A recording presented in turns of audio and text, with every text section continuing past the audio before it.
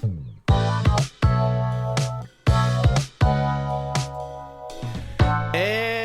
hello everybody and welcome to the Refresh Point. My name is Ben, and as always I am joined by my constant co-host Steve. Steve, how is it going? We're doing good, Ben. We are truly deep into the dog days of summer, and everything has been pretty slow and pretty steady for a while, but we have some things that are shaking up in the future for Weiss Schwarz. Yeah. We got back from the Ohio Summer Solstice. Great event. Love to see everybody. Good to hang with the boys. Good to hang with the lads. We got farmed by Box, so unlucky. NA to edit the I'm a cutie pie phrase. NA is garbage. Unlucky. But I definitely, if you were watching and listened to the live episode that we recorded there, and realized that I was coughing like semi heavily, I definitely got home with bronchitis, and that sucked for about 3 weeks. And now we're back. It's lit. We're gonna have a great time. We're gonna be speculating today about personas and archetypes. We're gonna be catching up on some BSF, and we're gonna plan out the futures of our competitive season right here after you shuffle your decks. Tapper cut. We'll get right into the refresh point with some breaking news. Congratulations to Box for winning the Solos Ohio Summer Solstice Tournament with Summer Pockets in the Frankenstein Ohio format. Upon talking to Nick, who was playing Dal in the finals afterwards, there was a point, there was a key point where he could have cast a refresh counter and prevented himself from taking a refresh penalty that ultimately helped him die near perfectly to the Summer Pockets damage. And also, I believe he was out of climaxes or was going to cancel in a way that was so unfavorable that you would want a fresh deck anyways. And come to find out, right after watching this untimed finals for like 45 minutes, he just forgot he had it. And darn, that's tough. Yeah. And if you ever want to like lock in on the effects of a long tournament on your mental and what's all going on, yeah, by his recollection, he was like flipping damage, and then he was like, you know, I do have a refresh counter. Which is unfortunately the point where it is too late to cast a refresh counter, I'll have you know. Yeah, I mean, it happens. It does. Yeah. I think it's an excellent example of it, where this tournament started at kind of like 1-ish, like Reg ended around noon, and then we started around like 12:30, and we walked out of the finals at like 11:30 p.m. Yeah, which or is 10:45 p.m. Whatever. It was late. Yeah, it's around the same amount of time as like a large BCS event in terms of hours. They start earlier, but they finish earlier. It's one of those things where obviously the community run events don't get the benefit of auto registration by location and the ability to just like let people walk into the event. They kind of have to go one person at a time, so there becomes a bottleneck if once your event gets to some size. And this event was of some size, so it happens. Yeah, it was successfully, as far as we know, pretty much bigger than all of the other English Weiss Schwarz regionals held outside of the States, and bigger than some of them held inside the States. Yeah, I think we had a little north of 100 players. So it was a great event, but yeah, weariness can set in during tournament play. It's hard to prevent that from happening. You just do the best you can and hope it works out. And it did for for Box. So congrats to him. Congrats to AG's team for winning the trios event. I just don't have the full team roster literally anywhere that I can access quickly and easily, but congratulations to your team. That was some of the most diabolical blocking I have ever seen in my entire life. Do you remember? You just wiped it from your mind? No, so I lost to the okay. same. I lost to the same deck that was being played. It was a Bang Dream Popping Party deck. Yep. I lost that same deck during Swiss. Nice. In an equally like I can't believe he just lived type situation. So well, it's not a just live kind of thing. No, not during that game, but right. When he against me, he canceled like a lot when he needed to. Certainly, and it was just like, oh, okay, I guess this is the way it is. Yeah. And in that finals game, that's one of the most horrific murders that we've ever seen on camera, I think. It's a hard competition. There's been lots of scams, lots of murders. Trios was a lot of throwing. Everybody was really practicing their long throws in terms of Weiss Schwarz a little bit. We were kind of making a small example of Nick's play, which, to be fair, does not necessarily save him, and could arguably be construed as not the correct play anyways. The way that if you block like slightly better even without casting the refresh counter, that tends to be a better scenario anyways, that as Jason was kind of discussing on the stream. But there were some categorically hard misplays in the trio stream in particular. Yeah, and that was tough beats. Yeah, I don't want to dig too deep into it because I'm sure some of the players that are involved with it would be probably not so glad to hear us dig deep into it. But I mean, they heard enough if they went back to watch the stream VOD, which I believe more than enough of them have. Yeah, so some of them were pretty horrible, but I think at the end of the day, I think one of the things that separates very, very good competitive Weiss players from less good competitive Weiss players is the ability to see beyond what's going on your half of the table and acknowledge and be aware and be advised of what's going on your opponent's side of the board and how that is going to interact with your side of the board in future turns. We saw several games where the player who was making the misplay was very much tunneled in on their side of the board and what they had and what they were doing and what their game state was, as opposed to the general overall game state, taking all of their opponent's resources into consideration.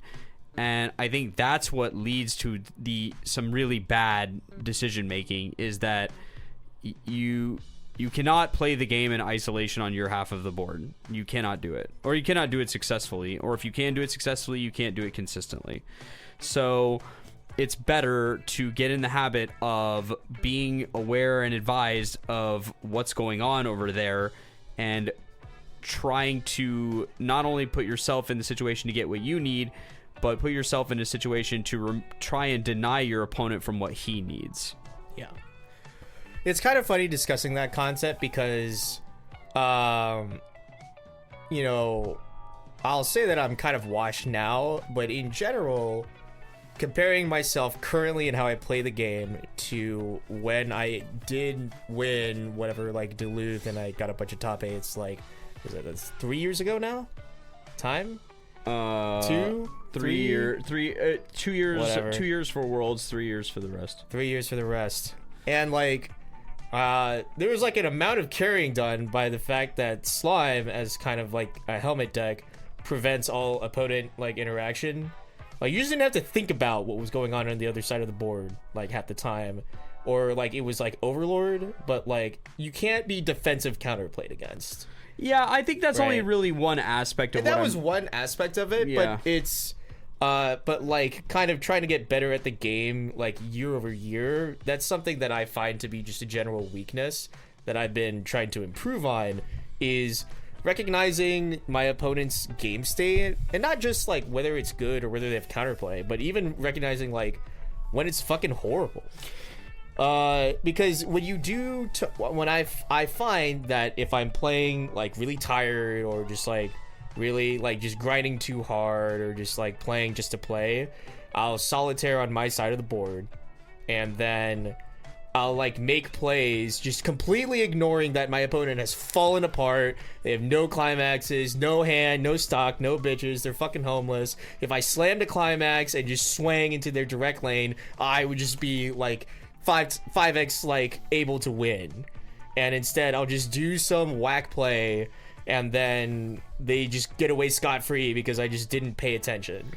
Yeah, you know? Yeah, and I think that comes from the thing that's different about you and your competitive experience in Weiss is that you don't come from a card game background. This is your first card game. True. Or maybe first serious competitive card game. No, this is my first card game for and real. So like because of that, there haven't been other games to train you up. So, like, a lot of the progenitor card games that came before Weiss Schwarz, the Magics, the Yu-Gi-Ohs, the, etc., those decks force you to interact with your opponent regularly. And so, regularly, you are assessing their strength and what you think they're capable of. And so, that helps inform your plays. In Weiss, it's much more subtle. But the first thing is, like, playing on your side of the board is the first way to master the game, right? Remembering all your shit, your climaxes, your game state, your triggers, your win cons, your resources, your requirements.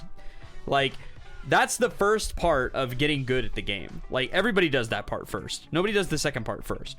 The second part is your opponent's climaxes, your opponent's resource needs, your opponent's game state, your opponent's wants and needs. And those things are secondary, but they are useful. Tracking your own climaxes can keep you from getting categorically blown out. Tracking your opponent's climaxes will allow you to leverage situations in which they cannot manage. Yeah, and then it becomes not even just tracking their climax situation or even just their triggers. It even starts becoming tracking every one of their sculpts, watching what they're ditching, watching what they mulligan, seeing what they're putting down as shitters on the board to assess what their hand state is. Because there's only so many things that can be in there. And, like, if they played half of it and you saw the other half, then you have a really good idea of what the other half is.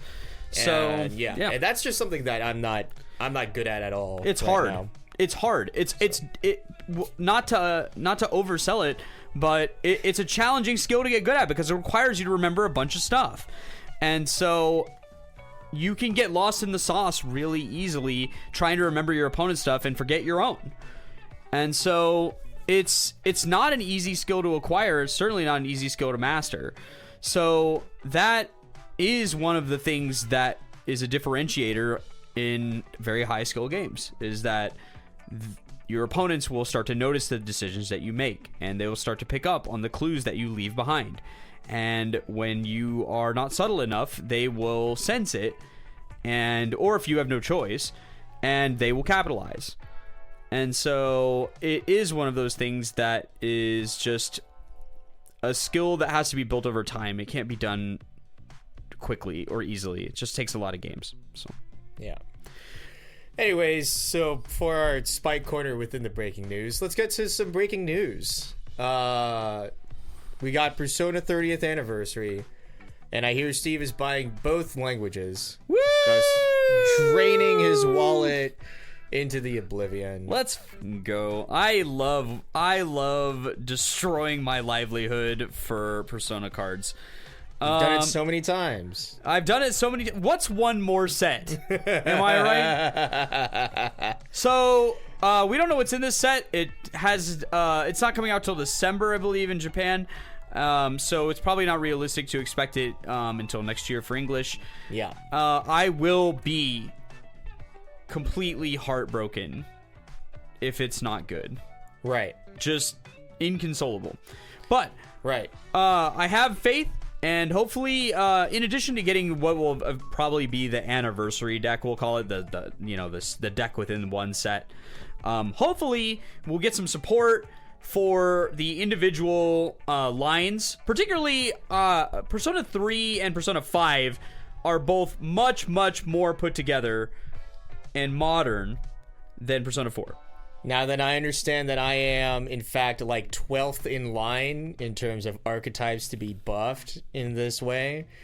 But man, I don't even remember how I did it at this point. Like, I remember one seller. I don't know how I got the rest of the playset. I have a full playset of the SP English Tutu Naoto. That is, you change into it from the 1 combo, and on attack, you pay 1, mill the top card of your deck, and if it's in a male or female impersonator, you heal. But also, just give me some impersonator cards and nobody gets hurt. So, yeah, exactly. It's like, is this like number like 20 on like the list of archetypes that could potentially like get any amount of cardboard? I think that there Yeah, will. I think it is. But So- you know what? If I think literally, if I got Naruto on 2 cards and they remember to give her the trait, Yeah. that might just be enough. Like, So I like, think that's- triple traits will be in effect for this set almost certainly, because of the nature of how anniversary sets are. They were in place for the Bang Dream ones, where they got triple traded. So I think it's very possible that, or maybe not Bang Dream, but other anniversary sets have had triple traits. It's possible it could go one of 2 ways, right? Either it gets hemmed in by the anniversary trait and it just doesn't interact correctly with the other sets, which would be a real disappointment. Or it doesn't get hemmed in by the anniversary trait and they decide to print the key trait from those other sets, magic, weapon, reload, phantom thief, whatever the trait is, right? Yeah, glasses. Yeah. Male impersonator. Female impersonator. If we're lucky. So, or fan and yukata, right? Sure, yeah. So the sub traits that were from the individual sets, it'd be really cool if they managed to like make those work, and especially since these like what is it? Like OG3 and, you know, even 4 in English are just some of the original sets that were in the game. Yeah, like, P3 in many people's minds. P3 is one of the oldest sets in the history of Weiss Schwarz. Yeah, and P4 was pretty early in English. Yeah, and printed in a very strange way, where they just... Yeah, we got version E to hell. Yeah, so they... Ooh! Oh, now I'm worried. Yeah, so it won't matter because a lot of those cards are just too old to matter. But what it does do is it keeps cards from the P4 animation set out of English. So there's some really, really annoying broken stuff in there that you don't have to deal with. So I kind of divested most of my English Persona because I was convinced that I wouldn't need it. Oh, smart. And so Really all good. of my Persona is in JP. Nice. So Sick. I'm happy with that. Yeah. And whenever they make the broken P5 deck, you're gonna have to go find those fucking jokers. I just can't envision a world where those would be needed. Yeah. Surely they'll get a new finisher. So here's what I'd like to see: a 30th set followed swiftly by a Persona 4 revival. Set. Revival. That's what it's called. Right. That way, all 3 of the lines will be new and modern and nice. And I don't have to play other sets ever again. Yeah. And I can just be happy. You just play Persona 4 I just need to get a master set of the anniversary. Master set of anniversary. For both languages. There you go. Excellent. That will be easy and not hard. Yeah, of course. Another set that was announced for English in the, funnily, like, we timed a recording after a Bushiroad announcement for once. Kanakari 2, Want a Girlfriend 2. And that's all I'll say about that. And I don't recall what it's this is an existing set in JP. I don't recall exactly how the mechanics of it went, but I do recall it being kind of mediocre on release. So we'll see how it affects the English meta. Obviously, JP's much more rough meta to release sets into. I've also heard that it's kind of like Kanata Marine, which, like, all right, sure. Yeah, I mean, talk about a evergreen style of deck that will never get old. Yeah. I want to circle back on a set that we talked about getting announced. You know, that I was quite disappointed that Metaphor ReFantasio did not get a release date in the stream, because now, unfortunately for me and my wallet, I've started playing Metaphor ReFantasio. It's to the point that I question that I will ever actually play Persona 4 Revival, because inevitably when they make it just like the original game, just refeed you the same slop, and you can only change the persona of the protagonist, I'm going to be just immeasurably pissed off, because I will have just gotten done with playing Metaphor ReFantasio, where instead of a persona system, it's an archetype system, which really means it's like a Final Fantasy job system, and every character can be anything that you want, and in combination with that, it's in like the same kind of persona skills language, so you can like quickly understand. It's like, oh hey, there's like Tetra Break, there's like, you know, whatever, here's Hama on, here's the light, the dark magic. It's the same kind of persona, like basic combat, but now everybody can fucking change their persona. And I generally like the game a little better in terms of like, I like the scale of the plot, like I've liked the twists and turns, it's been fun, it's been a good vibe. It's just been a better Atlus game experience for me, having not yet played like SMT5, which I'm pretty sure I would also enjoy at this point, but Metaphor retains like the social bond mechanic, which is different than SMT. It's kind of like that's the persona. Yeah, that's like a persona thing, yes. Right? And so having the social bond also in Metaphor has enriched the experience for me, and thus I really do like Metaphor. So if and when they release this fucking exclusive and it's not good, I am going to be fucking heartbroken. It's gonna be cooked. Well, I think that... But, really, hopefully, it's at least, like, Tier 2. Because if it can be Tier 2, right? Or Tier 1. If you start at 0, then 1. Or, like, if you start at 1, then 2. Whatever, right? Like, just the second rung. Good enough to be played, not good enough to get banned. Perfect. Yeah, and I think that I think that it's, I know I'm gonna be the English exclusive lawyer for the duration of our time here. Yeah. So my client has released good sets in the past and is capable of doing so again. I understand that. I'm just so scared. I'm so worried. I want it to be cool.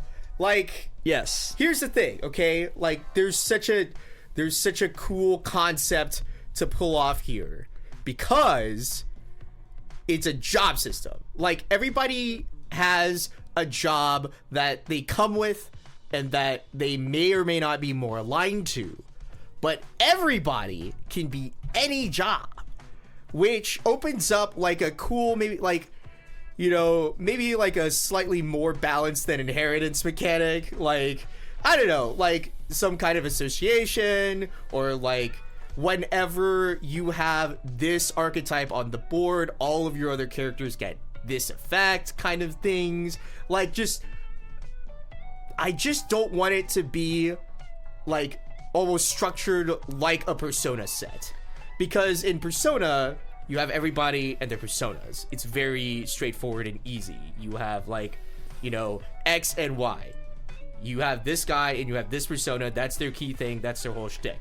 But because of the way the game plays in Metaphor and everybody's nearly everything all the time, like, I would really like it if they made archetypes truly in their own kind of like circle of cards, separate from the characters somewhat, or that like the tying together isn't as strong. You will probably be disappointed. I will be regard. disappointed. In that it's regard, gonna be yeah. another Persona set. Yes, because the thing.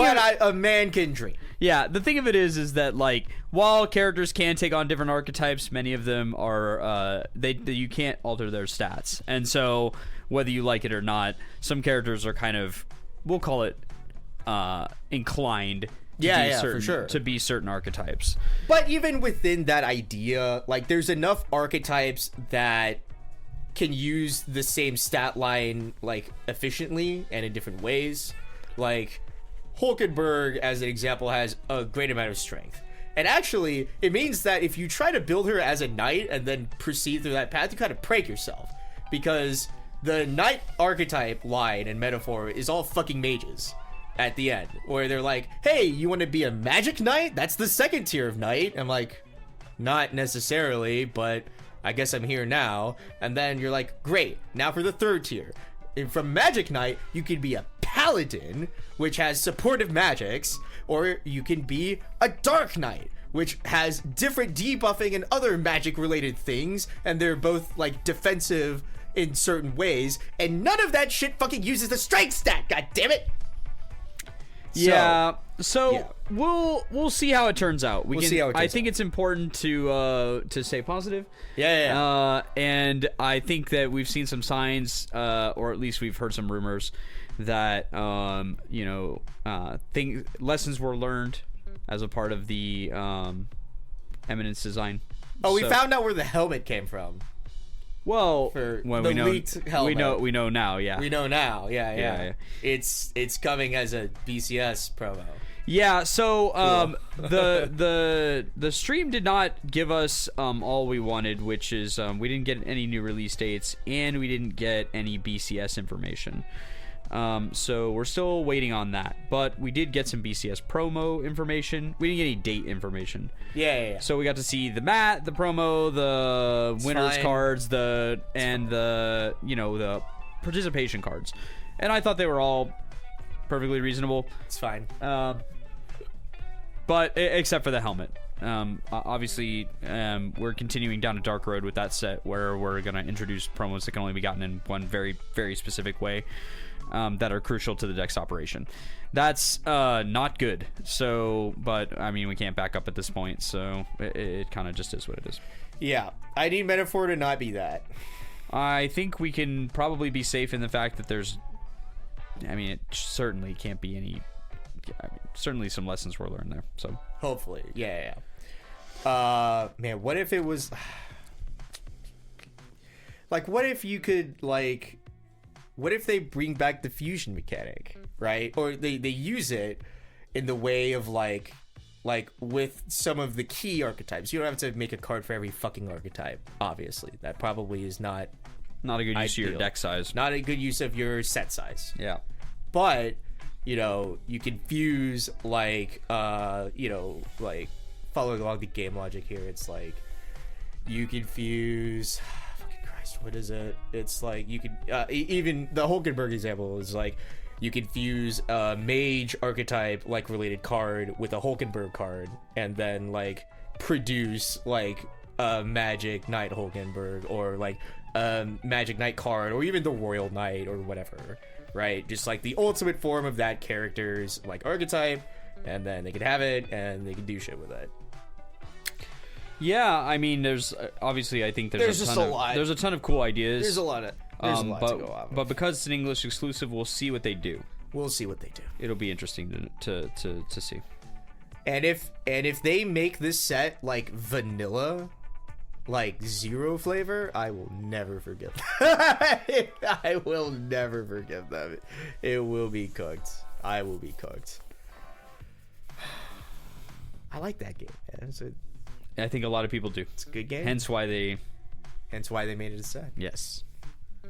So the Atlus The Atlus collaboration. The Atlus Sega / Bushiroad like partnership is, if you like, that's really good for those fan bases. It seems like that pipeline into Weiss Schwarz is very tight, clean, and efficient. Well, kind of, because this is an English exclusive, right? Or do we know? It said it's an English. In the original, it didn't. In this most recent announcement, it says English edition original. Got it. That feels a little weird to me. In the same way that Guilty Gear Strive being an English original felt weird to me. But, you know, like... Who can say? Who can say? Who can say? So, while we're still in in the breaking news segment, we did not go to BSF Duluth this year. A lot of that was just life circumstances, to be quite honest. Some of that was Ohio being like the weekend before. I think it was the weekend before, or it was 2 weekends before. Which makes things a little difficult. But yeah. I think just like the appetite for travel, at least in the DFW area for teams, is just like tempered a little bit. Yeah, I think this year it's a combination of things. So, you know, it's not just. Also, Spirit died. Yeah, that didn't help. And the wars. But yeah. But what also is tempering it is, you know, the you know, as the team events get more and more, you know, they've been going on for a while. Yeah. And, you know, I think we all like to go play some Weiss Schwarz. And I love the teams format. Because it's competitive and not simultaneously. Right, yeah. But it is... It's like if you had a ranked ARAM. Yeah. That's a great way to put it. Yeah. But yeah, it is one of those things where whenever things come up, it's the first thing to go. It's like, don't have enough vacation? Guess we can't do BSF. Don't have enough, you know, cash? Guess we can't do BSF.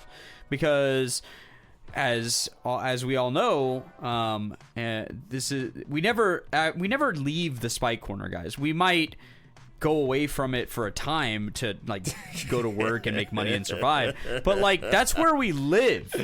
We don't leave. We just vacation away from it every once in a while. Right. But it's because we're all in there all the time, we save our precious resources for BCS. And so when a resource shortage comes up, BSF sometimes gets cut. That happens. And not for nothing, this is the worst BSF meta that I can recall. So what do you mean? You can play anything. I will definitely go into it in the spike corner. But you can play anything, including all let's see. It didn't infect Duluth as much, but I think every team except for the winners of Melbourne had an OSK team. They did. And then 5 of the 8 teams had a Bang Dream pile. Yep. And then there were not that much UMA. And then in Duluth, it was I think it was relatively mixed. We saw a slime like there's 5 Bang Dreams, there's 4 UMAs, and there's 5 OSKs. Yeah, and then there's a bunch of other stuff. And then there's some random stuff. Which is all reasonable stuff, but it's a bunch of other stuff. Yeah. We saw here's like a Gil Thunder Escanor here. Here's Chutu's Tsukushi Bang Dream list here. There's a that's a wild list. There's an AZL. I think this is an 8-bar like 3-way split list here. There's Gungale. There's Macross. There's Eminence. There's I have seen stuff. the Tsukushi finisher. I have never read this Shu combo in my whole life. Right. Do you want to read it? Would you like to know? All right, tell me what it is. 10-4500. Okay. 500 for each other anniversary or Rise of Solian character in your backstage. Sure. On attack. The climax is with pants. Yeah. Here's what we do. if we have 2 or more other anniversary or raise the Cerulean characters, we put the Okay. top 2 cards of our deck into the waiting room, and we choose a level extra lower anniversary or raise the Cerulean character and put it in our hand. Okay. And if the character you chose is level 3 or higher, Uh-huh. I can choose one of my opponent's characters and return it to their hand.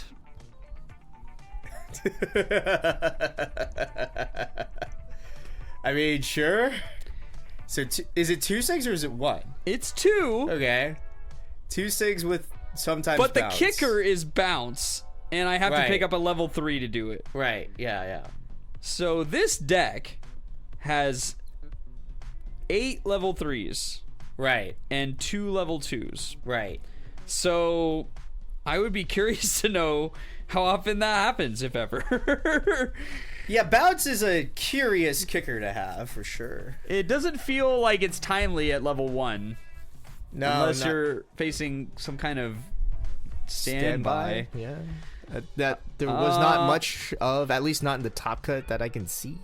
Yeah. So I mean, I don't know. I'm pretty sure that AZL deck is some kind of nonsense bars. That one's the bar list. There's also an enterprise list. But up there. yeah, a standby deck 1 But yeah. was in the winning team, and there's a Nikkei deck there. But Yeah, I that's wouldn't call fair a enough. Nikkei deck a standby deck, but a deck with standby, we'll call a it. deck that happens to have standbys in the list. But yeah, it does feel like the winning formula is some combination of OSK, Uma, Bang Dream, and then whatever your third person is, whatever you feel like. Yeah. There is notably here in 7th a Eminence in Shadow, GGO, and Macross Delta as the team. But also, that's a banger team. But that's the thing about this BSF meta, transitioning the Spy Corner. You really could put together 3 very reasonable decks together and do well. Like, not even, like, you would not be at a heavy disadvantage if you were good enough and felt strong enough on your deck and you put together 3 of the decks that are not named Bang Dream, Oshinoko, Ula, whatever. Like, all of these just below decks are not that much worse. And like, yeah, if you're him and you feel like you can be better and you can do better, you probably can just win. Well, I think the disappointing part about the current meta is that it's clear that there are 3 decks that are better than all the other decks. What's not clear is how much better. And even further, what's not clear is who belongs in that next tier. And I know who I would put in that next tier, but a lot of these decks that are in that, not those 2-3 sets, the third member or whatever. Yeah. That's a lot of the third members of these teams. The Bunny Girls, the Nikkeis, the GGOs, the Rubies, the Azure Lanes, the whatever, the Lycoris Recoils, like these decks, right? But I know in my gut that absent like the excitement of playing a slightly off meta set that you're good at, that if we were looking at a BCS that was going on in the current timeline, Right. this current card stack, Yeah. it would be 13, like in a top 16, 13 of them would be these 3 sets. Sure. And like, that's not great. It's, You could convince and be like, maybe it's 11. Like, Yeah, things happen. yeah. And because of like the not sureness of the difference of power level, like, it's reasonable to think that in a singles tournament, like, more stuff could break through. I do think that we have 2 hyper compressors at the top of the meta. Sure. So, referring to Bang Dream and Uma, these decks, the way that they win is making it so you can't hurt them and then eventually killing you once you've lost enough HP. Yeah. So, neither finisher is particularly explosive. It's just the thing that they do at the end of the game to kill you. And the reality is that we've kind of run low on decks to punish that in a timely way. Right. So the sneak deck, we don't have that many BSFs left, but the sneak deck for the meta right now is Fujimi Fantasia. Yeah. Like, Fujimi Fantasia is unironically goated in this meta because Uma gets annihilated by that deck. Just annihilated. Every strength that they have is negated by the Fujimi deck. They can't reverse anything more than, like, let's call it 9,000 power. Yeah. So once they put down 2/2s, you can't get them off the board. And if you ever try to compress on them, they will stock swap you blind, and you will just lose. And they will lose nothing off the back of it because they don't need that much money anyway. And so they will just throttle you. Right. So that deck is just really well positioned in the meta and punishes these hyper compressors because they have the level 0 stock swap. And even just in general, like, even if you don't have the level 0 stock swap, you're just like a standby deck. And not a deck that happens to have standby like Nikkei. I mean, you are putting down cards that will literally never be answered by these 1K 1 soul shitters. Yeah. Like, you're kind of in a decent position. Now, your OSK matchup is worse. Yeah. Because they answer that, right? Yeah. And they do it well, easily. Bang Dream kind of rides the middle where it's like they can at 2 because they want to heal anyway. Because there are But I mean, even that's what? That's a 10K? It's probably never a 10K. It's probably, like, frequently it is paired with its buddy who's a 2/1. Sure, yeah. And so, like, it's almost certainly 12/5. Sure. And so, so it can do it. It's just a question of, like, they want to pay down anyway, most of the time. Right. Because unlike Uma, they can mitigate by just healing. If they start to get the sense that you're gonna hit 3, and you're gonna stock swap them, they can pay down in a very, like, effective manner to make the game impossible for their opponent. Right. And still be able to execute their end game fine. It's just a question of, like, do they want to? Are they being threatened by that? Right. And so it's unclear, right? So that's kind of what makes it challenging for rogue decks in the current triangle meta, is that one of those triangle ends is a hyper compressor, and one of those triangle ends is a board dominant slop deck.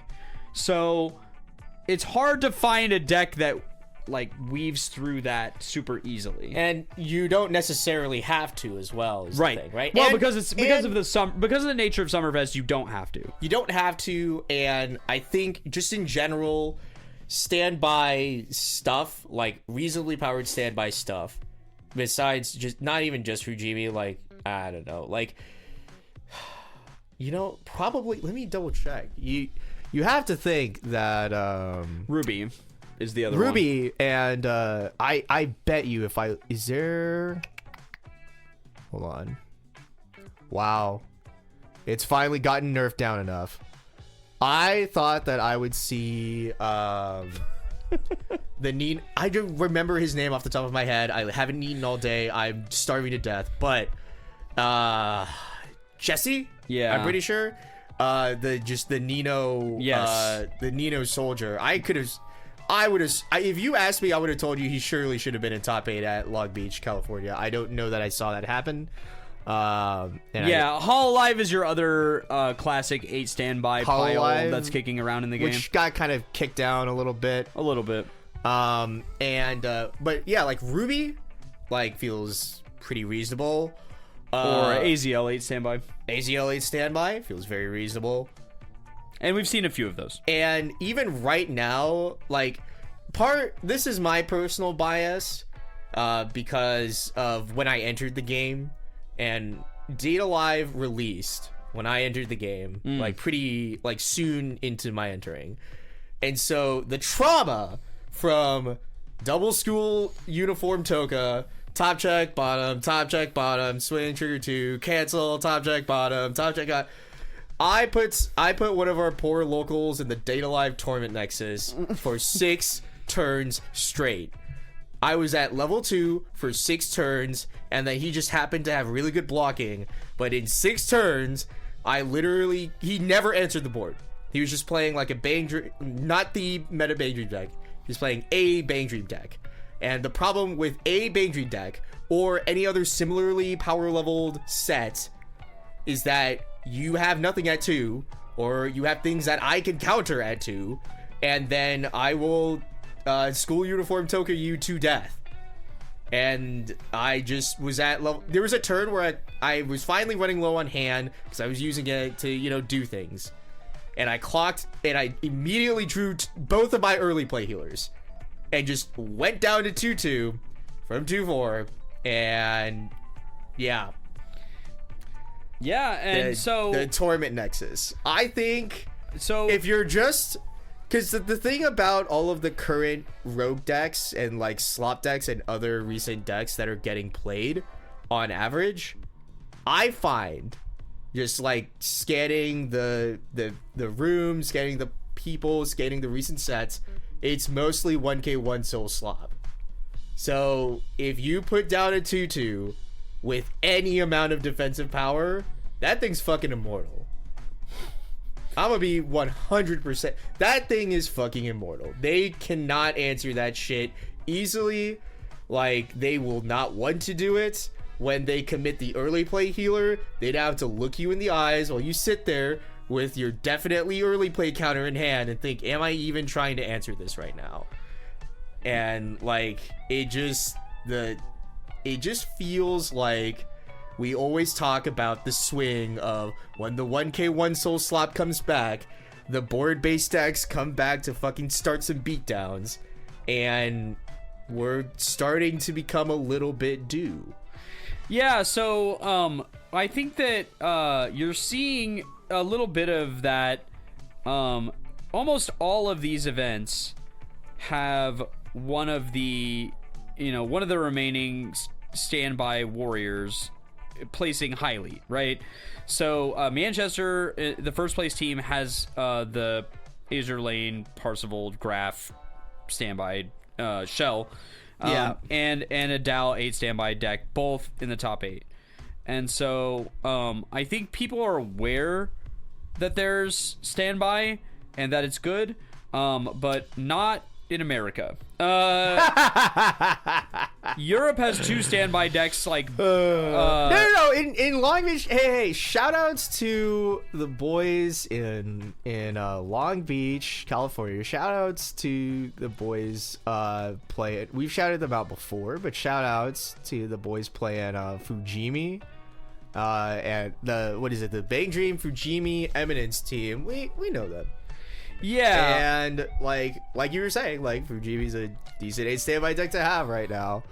And even in that top 8, there is an 8 standby MTI deck. Man, was the last time you saw that? Gizlane. Yeah, it's been a minute for sure. Welcome. The deck name is Welcome Back, My Beloved. But I think it's also like, that's big. yeah. I have no idea what happened at that event. I truly have no idea. You've no clue. Like a 8-choice Persona list got 4th. I don't. Right. Yeah, right. who knows? Right. But yeah, it's something we're thinking about going into the upcoming season, because things are about to change a lot. And so one of the things I did want to talk about is to do a kind of a little bit of a sneak look ahead at the sets that are going to be releasing soon, and we can kind of speculate, as we are wont to do, about what those sets will do to the meta. And so okay, so the BSF season is going to wrap September 13th. Yeah. So we're going to see by the first BCS. So we're going to see the first effects of it in the last few European BSFs and the last of the US ones, which is in Philly. Yeah. And that is the release of Re-03. Right, yeah. So when was that? At the end of this month, we will have Re-03. Oh. So Re-03 is going to slopping it up. Going to another 1k1 deck that is going to enter the meta. But it's going to be a classic Weiss Schwarz explosion finisher. Yeah. Whereby most of the game will not matter. And whether this is a good design pattern or not is up for some debate. But what is true about the ReZero deck is that it has nearly limitless reach due to the combination of cards that are being played in the endgame. One that can disrupt almost any game state, followed by one with devastating damage. Yeah, we have Stock Shuffle and Mill 8. And or Mill 10. 10 on a stick. Yes, so we get to decide which of those we want to do. And frequently we'll have to loop that so that we can get both. Oh, no, or no. does it not do it? No, we get both. Oh, we get both. Or whatever, however you want it. Oh, perfect. Yeah. Well, then easy as you like. Yeah. Do you have a lot of stock? Great. Do you have a small deck? No, you don't. Yeah. Now you have a big deck and a lot of stock. Rubs hands together. Yes. Then your finisher says, hear me out. In my deck with mostly level 0 cards, if I trigger a level 0, burn 3 twice. Yep. Die. And so we will have the devastating combination of unavoidable decompression followed by insane finishing. So that... And you might say, hang on, those damage numbers sound slightly like an Enterprise. And now let me and now here's the thing. Enterprise could get messed up, and the vanilla swing will often be like 5, or into a direct lane even worse. For Rem, you trigger only once, right? It's like flip the top. It's reveal. Yeah, it's reveal and then burn. And then the fail condition is not lose the burns. It's, I'll only burn 1 twice instead. How horrible. Right. And so the other thing that's worth considering is that the Brainstorm, when CX is placed, allows you to look at the top of your deck and then put on the top or bottom. So the first one's going to work. Yeah, we're doing the thing. It's nearly guaranteed. So because it's nearly guaranteed, Rem checks 3 and adds 1 on play. So the pay 2 pitch 2 cost is mitigated by the fact that you're gonna get a free card And throughout this whole game, we've had what the community has somewhat started calling Stockilia. Yes, Stockilia, much like Stockuta, from Bunny Girl, is the exact same card, printed in the exact same way, with the exact same mechanics, and I don't know why, but we've decided to go back down that hole again. Well, no. It's actually kind of a similar story, where it was printed in the first set. Right. And now we have a new set. Right. And now we're looking at the first set. Yep. And we're like, huh. Remember that mechanic that was good? Let's do that. That seems good. So, we will have enough money. Because the thing is we don't really have to not have enough money. We have plenty of other ways to keep everything on wheels without using stock. So, we have a kind of a mediocre advantage combo, but the rest of the end game is so powerful that it doesn't matter. So we have that. Right, that's coming. We have that. That will be here soon. We have Nikkei 2. Nikkei 2 at the end of September. So, which we have no idea about. We will be getting previews of that starting probably by the end of August when Freer 2 completes its preview cycle and release in Japan. Yeah. So, once we start seeing the cards for Nikkei 2, we can start speculating about its strength. But it is my opinion that there is almost no way that this set will not be powerful in English because they are making a simultaneous release.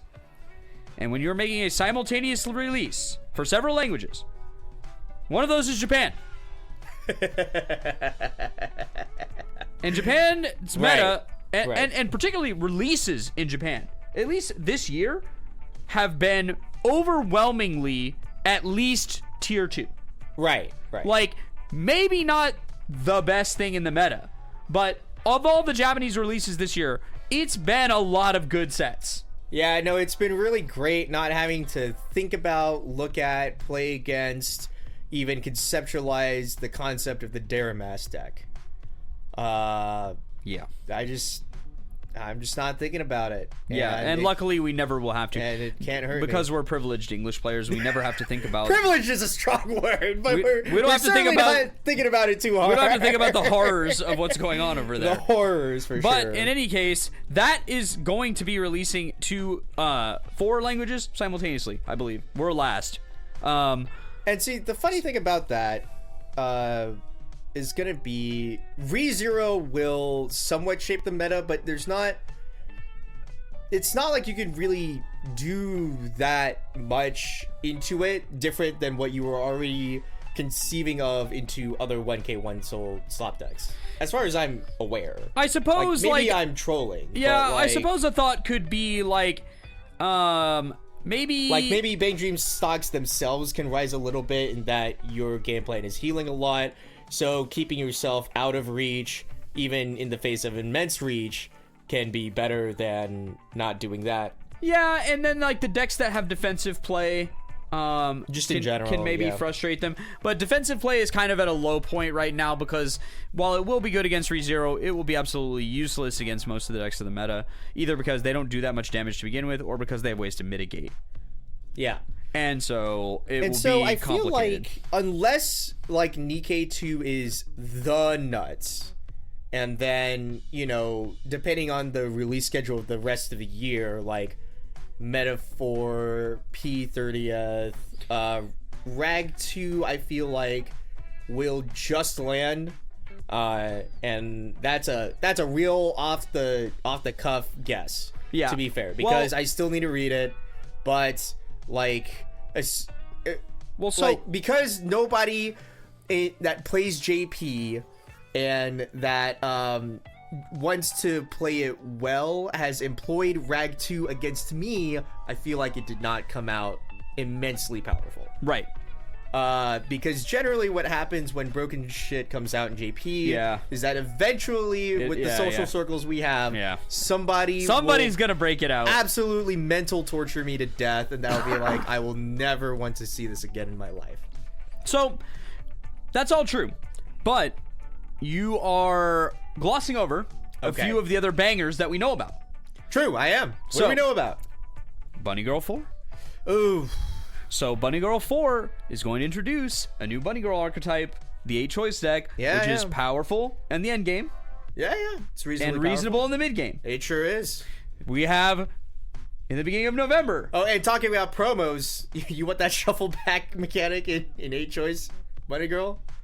You want that SD Koga, I think? Yeah. Anyway, peruse those decks at your leisure from the JP meta and make whatever financial decisions you need to make on your end. I think that promo's already sold out. Yeah. I think you're already cooked if you wanted to. If you wanted stock Ely, I have bad news. Anyway. Yeah, true.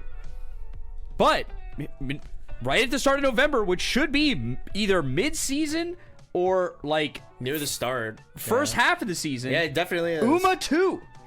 Ooh.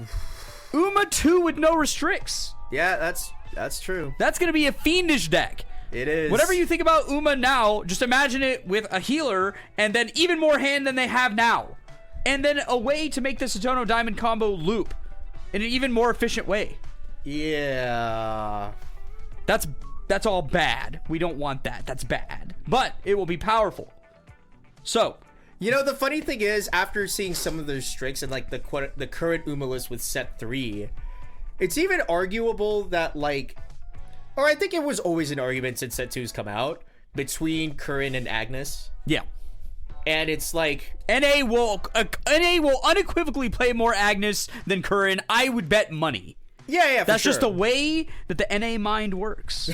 It's new, it's shiny, and it's killer. And it's like, oh, but what if my opponent is luckier than shit? Well, I can punish them with this card that says you have to level up now. Is it better? I don't think so. But it will be played. Yeah, certainly. In a greater quantity. But I think kind of like taking in the new developments, like, man, just Dansu with Curran. Yep. The checking ability, yep. Like you're gonna have fucking 4 like main phase burn 2s by the end of this racket, dude. Like it is gonna be. I've been hit with 8 events in one game.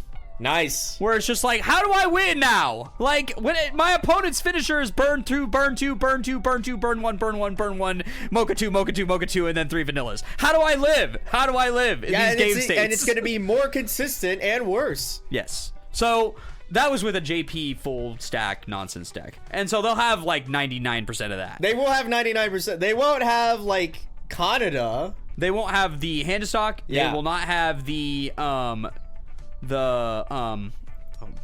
inheritance the card. Ogre cap The Ogre cap that lets you recur sets into diamond. with the Operation Tornado. Yeah, and they won't have both a climax swap with inheritance and a clock Swap with inheritance. And then the stock swap on color, and then the double Adachi. They won't have any of that. But that doesn't matter because that has nothing to do with them sculpting. They will sculpt their eyes out once they have set 2. Yeah. So then, beginning of December, which will be either mid-season. That's mid-season, I'd say. New Japan Wrestling / AEW. Oh yeah! Forbidden Door. Wrestling. And we have no fucking clue We what have that no looks like. idea. Oh man, you know what? That's a simultaneous release as That's well. how you know that I truly have not consumed any sustenance. My brain is running on 2%. I forgot about wrestling. Yes. So in a very this would be strange if you didn't understand the Bushiroad corporate structure. Bushiroad owns New Japan Wrestling. Oh. Huh. So How do we get AEW in on this then? So the thing is that AEW is like a Saudi Baron special thing where it's like, okay, that's kind of where that like currency comes from. Okay, I don't know how they all finagled it on the Bushiroad side of the house, but got it. they own half of this one handful, so they made it happen. Right, yeah, and This is going to bring. We're getting pen signs, by the way. Pen signs in English for the first time in the entire history of the English. Weiss Schwarz. Wow, just forgot about Review Starlight, just like that. Did they have pen signs in English? Yeah, the Starlights are pen signs. Not in English though. Yes. They had Starlights in. Yes. Oh, okay. I don't think I've ever seen one. No, I've seen exactly one. Shoutouts to Noble Paradise. She has the Mayatendo. Nice. And also, like one of our locals has the Mahiru one. I don't think I've ever. Yeah. No. Yeah. Well, in any case, the first in a very long time, extremely long time. This is going to have two effects. One, it is likely some people who do not play Weiss Schwarz will become very interested in Weiss Schwarz. That's a guarantee. Want to hit him with the one-winged angel, dude? Yes. Come on. Yes. This is how we finally get Final Fantasy in Weiss Schwarz. This is the way. One way or another. But the other thing is that the player base may grow because of this. Because the wrestling community is much like any other niche community. It is both committed and senseless with money.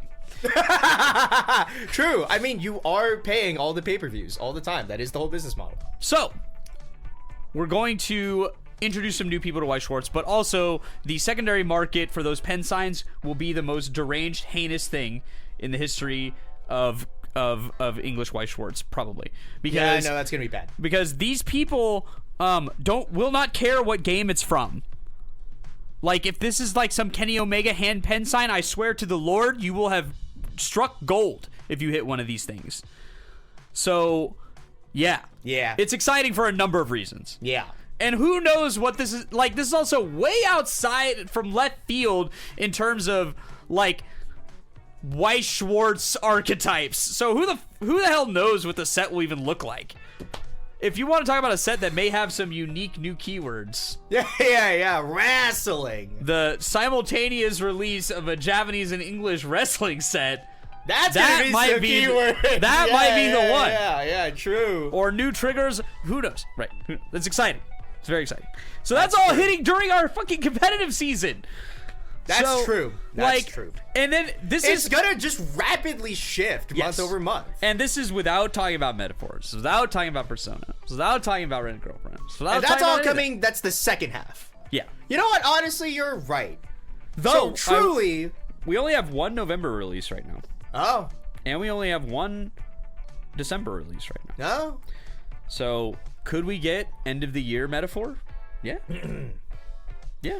So, or end of the year. So for the first time, it feels forever? like in a little while, we've got some real exciting bangers month over month. Yeah, the meta's finally evolving. I've been complaining shifting. and complaining and complaining for months on this podcast, and we're finally doing it. We are going to evolve and Kaiju number 8.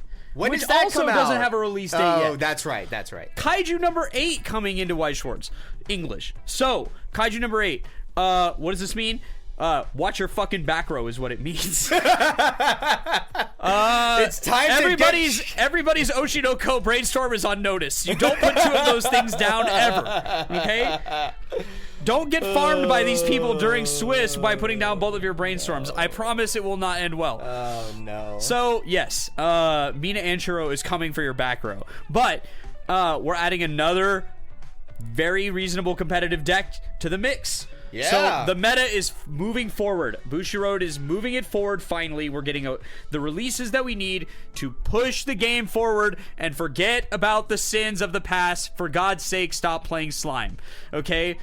But slime is fun. Yeah. We love playing slime. It even just got top cut at it was Duluth, Georgia. Yep. Don't you love slime? It was a book deck, too. It was even a book deck. It was the Shizu deck. It wasn't even the fucking. No, it's not even Muron. meta. It's not even meta. It's just for the love of the game. It is. But yeah, that. we'll finally be able to like move on a little bit from the past and like really employ some more modern decks and honestly some turbo broken decks that will immediately get restricted. But but for a little while, we will have a very exciting, explosive meta. Yeah, it'll be crazy. And then we're going to be really, really sad whenever Wrestling and Metaphor comes out. And then it will be exciting for exactly 2 months. And then dip for a second. We'll see. We don't know what the release schedule looks like. Persona is obviously going to come. The English one will be much later than the JP one, probably. But, well, we'll see. You say that, but okay, when's the JP one? I believe December. So, not for nothing, we did get it like announced within like the same year for once, which I feel like is not necessarily always the case. Like when did Rag 2 come out? Was that just last year or was that this year? I'm not sure. Okay. Well, if you don't mind taking a quick look, yeah, I will say that I'll do my best in that space. I will say that Bushiroad has been, we'll call it rather delayed with sets coming over from JP to English before, in terms of even just like when they announce it.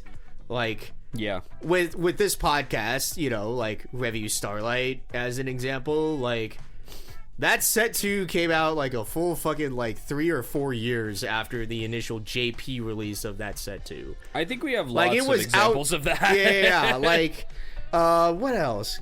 Goodness sake, like some sets never came out. Grisaya 2 when? Yeah, when? Power up sets? When? We have those. We have 1. We 2.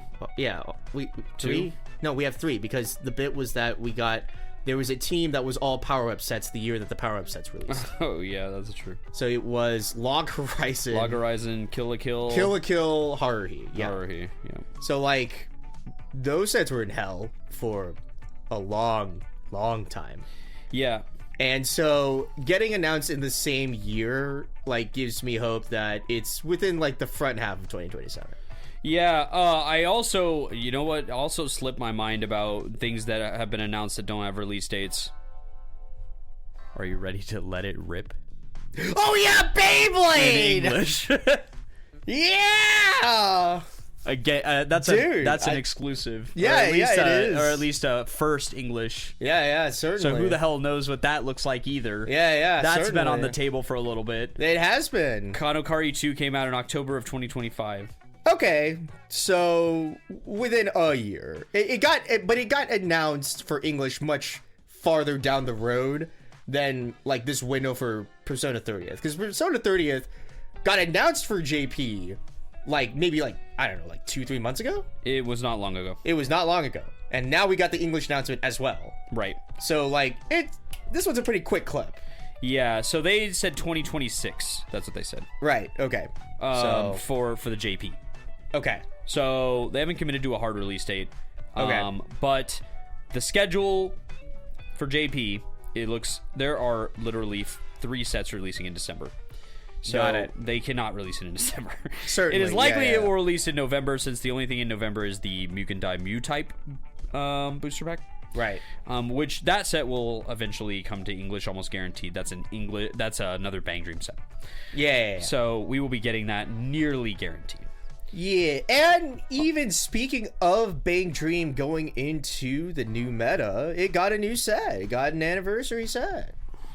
Like just now. Yes. And the most immediate change in deck lists that I've been hit with is that good old Xian. Nothing beats that. Yeah, they picked up a gun and they're like, I'm supposed to be a healer, but hey, well, hold on.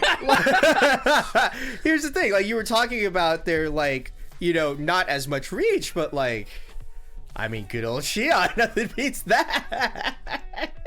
Yeah. We got Xian now, motherfucker. You want to talk about having packets to cancel with and do things with for Dolores?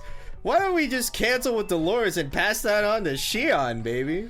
Yeah, there's a lot of ways that they can deal 4 damage. We'll just say, like, they have many ways to deal 4 damage. Yeah. So it's real funny for sure. I guess it will come down to whether that mechanic ends up being as good as it seems.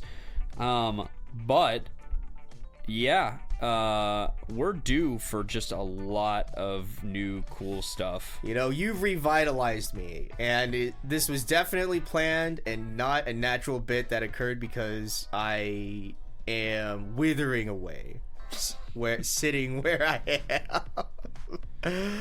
But the future looks quite exciting. Yeah, I think that if you are an English Weiss Schwarz player, you should be looking forward to this coming season, particularly if you're one of those like us, always in the spike corner, always cooking new competitive good stuff, because we're about to get just absolutely drowned with new competitive good stuff. So I can't wait to do some wrestling. It's going to be, yeah, me too. I'm hyped.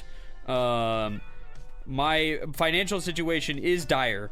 Yeah. I am very worried. But, yeah, certainly. But hopefully, we can survive all of the incoming sets and have enough money to get through it. But we'll see. We'll see how it goes. I think I have 2 personas, a wrestling metaphor. Oh, and then I'm buying Fear 2. Yeah. And Assault Lily. Oh, nice. Yeah. Awesome. Great. I think my future is... my bank. Number 1, I did take the time to finally finish this meme deck. I was informed about the Yuyute damage filter. And thus, I will now be the proud owner of 20 damaged red Puyos. I can't believe there are 20 damaged red Puyos to buy. There are many undamaged red Puyos to buy. That I could believe. But the damaged ones are $2. While the undamaged ones are $5. Or 5-ish. Like 4, whatever. The Arls, the yellow 3/2 that comprises your end game is non-existent, undamaged. I looked in my DMs with the person who was giving me the meme list for it a while back. In 2023, when I looked, there were many Arls, but now there are, for some reason, no Arls. So I will now have 4 damaged ones. I guess that's good enough, yeah. I guess. And I will have a funny red Puyo deck to just kind of have around. That's crazy. I love playing that meme deck so much. It has Cart Titan on his stick, but it hits on red Puyos and not Climaxes. Chef's kiss. Well, to call it Cart Titan would be rude. It has Mill 3 kill something on his stick. Right. But the 3 only needs to hit a red Puyo. And the Brainstormer only needs to hit a red Puyo. And your one combo is on a 2 soul, I think. Or no, the one... Yeah, the one combo is on a 2 soul. The door is empty, as old decks would have. And it's just a very funny deck. Playing old vanillas that have... playing old empty triggers is a bit nostalgic for me. Yeah.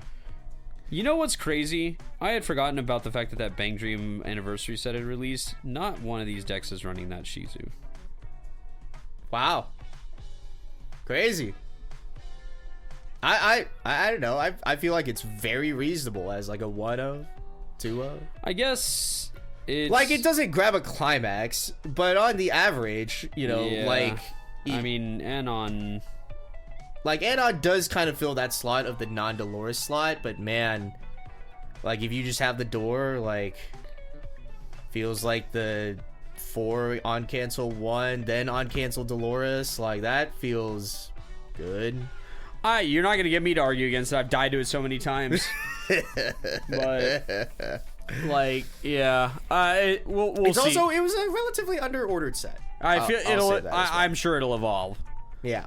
But in any case, yeah. There's so much that that's happening. We're on the edge of the cliff. We're the boulder on the edge of the cliff right now. We've got all the momentum in the world getting ready to come down on us, and we're just ready for it to happen. Yeah. We gotta get through a couple more months, and it's gonna be nonstop action for the rest of the year. Yeah, and speaking of like sets we're picking up, I'm going to be getting I'm gonna get wrestling. We're gonna get Beyblade. We're gonna just open up myself for more pain by getting both of the English originals. Not content with perhaps three. Well, no, not 3, because wrestling is simultaneous. Yeah. But both opportunities to have an exclusive that gives me promos only at the Meister, promos only at BCS. Some kind of depression. Yeah, like immense depression. Both openings are open, and then wrestling, and then what is it? Persona 30th. I will. Buddy, if you Consider need carefully. play sets, buddy. Oh yeah. I don't need to buy that set at all. No, I don't need to buy that set at all. Don't you worry. There's a guy. Hear me out, guys.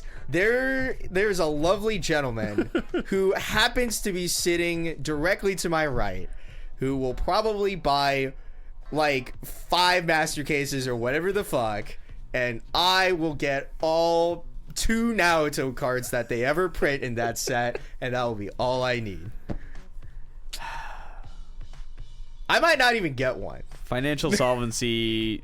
I might not even not get be in my future. one Naoto card, but I feel like with these kinds of sets, There will definitely be Naoto cards. they would have. I feel like it's at least one of every like character that's gotten a card before, Yes. and then Certainly. ranging, Nearly certainly. Yeah, ranging like. If we don't get double Adachi on an Adachi, what are we even doing, man? If we don't get double Adachi on an Adachi, what are we even doing? So I think some of the side characters may be in danger. Like Certainly. they're very niche. But what I would like, and for this is all I ask. Bushiroad, I'm begging you. This is all I ask. Please. He's never had a good card before. Can we let the Persona 4 protagonists have one good card, please? Whoa, hold I on. am begging you. The 1-0 TD card at the time was fine. Anyway, It's your profile I'm picture. asking as a man with nothing left to live for. I'm asking as nicely as I can, okay? Yu Narukami deserves good cards, okay?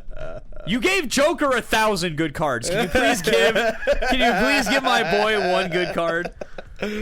Oh man. Oh, so true. No, I'm actually just gonna get the real peak depression is gonna be like they're gonna print exactly one new profile from Naruto and just retrain all the Persona Q profiles onto different Naruto cards. I think the most playable Naruto ever printed is in the PQ It set. is on attack, drop search. I ran that shit too. I run that shit in my waifu deck. Yeah. So we'll see. My Yukiko waifu deck is probably gonna get some upgrades, which is cool.